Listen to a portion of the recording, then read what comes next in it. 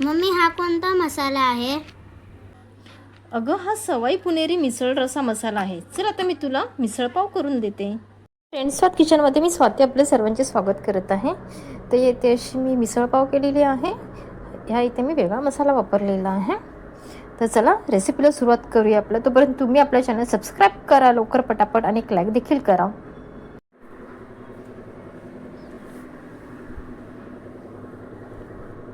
तर इथे प्रथम ना मी लसूण ठेचून घेत आहे आणि बघा खोबरं भाजून घेतलेले कांदा देखील मी तेलामध्ये परतून घेतलेला आहे. त्यानंतर कोथिंबीर टाकलेलं आहे, बारीक वाटून घ्यायचं आहे. कढईमध्ये 2 ते 2 पळी तेल टाकलेलं आहे. तर ते बघा पुणेरी सवाई मसाला आहे हा मिसळचा, तो वापरून मी मिसळ करणार आहे. तर तेल तापल्यावरती ना राई आणि जिऱ्याची फोडणी दिली. तर छान तडतडल्यावरती ना कांदा टाकलेला आहे ते 2 मध्यम आकाराचे आणि छान गुलाबी कलर येईपर्यंत ना आपल्याला परतून घ्यायचे. त्यानंतर लसूण ठेचलेला टाकलेला आहे, कढीपत्त्याची काही पानं टाकायची आहेत 5 ते 6 आणि त्यानंतर असं नाही छान मस्तपैकी परतून घ्यायचं आपल्याला तेलामध्ये. त्यानंतर इथे एक छोटासा टोमॅटो टाकलेला आहे, तोही छान आपल्याला परतून घ्यायचा आहे आणि ना असा मऊ होईपर्यंत आपल्याला शिजवून द्यायचं आहे. त्यानंतर हे बघा हे मिश्रण आहे ना वाटलेलं ते टाकलेलं आहे, खोबरं आणि जे कांदा वाटून केलेलं होतं ना त्याचं. आणि ना इथे जरासं असं नरम म्हणजे मऊ होण्यासाठी किंवा छान परतण्यासाठी मी ना इथे झाकण ठेवलेलं होतं. 1 मिनिटं ठेवायचं आहे. त्यानंतर हा मसाला परतून झालेला आहे. हळद टाकलेली आहे, तीही छान मस्तपैकी अशी परतून घेतलेली आहे. त्यानंतर इथे बघा हा सवाई मसाला आहे तो टाकलेला आहे, पूर्ण मी पॅकेट टाकलेला आहे. गॅस कमी ठेवलेला आहे. म्हटलं बघूया कसा लागतो हा मसाला, प्रमोशन नाही काही.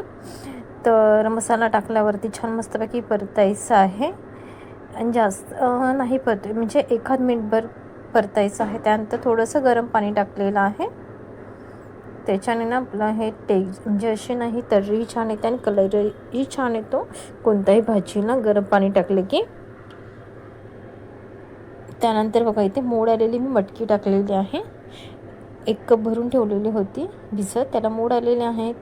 तर तिथे मी टाकलेली आहे सर्व मटकी आणि सर्व ना अशी परतून घेतलेली आहे ही, की जेणेकरून मसाला सर्व म्हणजे असं लागायला पाहिजे भाजीला. आणि फक्त 2 मिनटं झाकून ठेवलेलं आहे.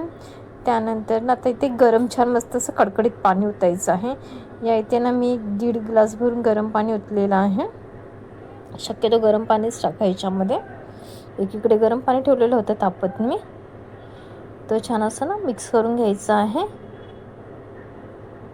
त्यानंतर बघा इथे मस्त अशी ना आपली मिसळ तयार होणार आहे आणि चवीनुसार मीठ टाकायचं आहे आपल्याला.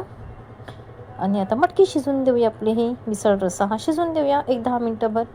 तर चला बघा मस्त असं झालेलं आहे बघा हा मिसळ रसा, किती छान झालेला आहे ना. शक्यतो अशी दाटसरच ठेवा, म्हणजे एकदम घट्ट नका करू. कोथिंबीर टाकायची आहे आपली सजावटीसाठी. तर चला आता आपण सर्व करूया. तर इथे बघा ही पूर्ण मिसळ थाळी रेडी झालेली आहे. फरसाण आहे, मिसळ पाव आहे, रस्सा आहे, हा मटकी आहे, कांदा निंबू आणि जिलेबी ठेवलेली आहे ते गोड म्हणून. तर आजची थाळी तुम्हाला कशी वाटली ते मला सबस्क्राईब आणि आपल्या चॅनल सबस्क्राईब करा आणि मला सांगा आपली थाळी कशी वाटलेली आहे.